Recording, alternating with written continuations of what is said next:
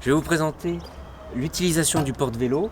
Alors, une des premières choses, c'est d'enlever le lien ici. Il y en a deux qui permet de tenir le porte-vélo. Le premier et le deuxième ici, qu'il faudra évidemment bien remettre quand vous enlèverez les vélos. Voici ensuite la base où vous avez la possibilité de mettre 4 vélos, le premier, le deuxième, le troisième et le quatrième. Pour chaque vélo, vous devez accrocher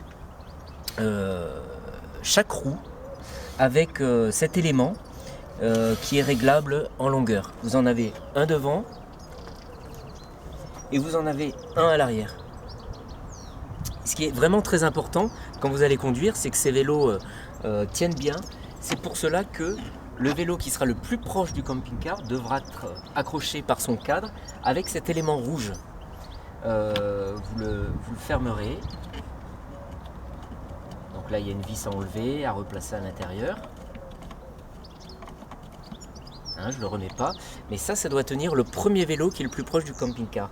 Et ensuite, les autres devront être accrochés au premier pour créer une chaîne solidaire.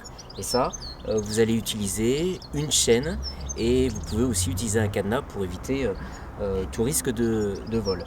Quand vous avez enlevé les vélos et vous voulez ranger le porte-vélo, il suffit simplement de le remonter.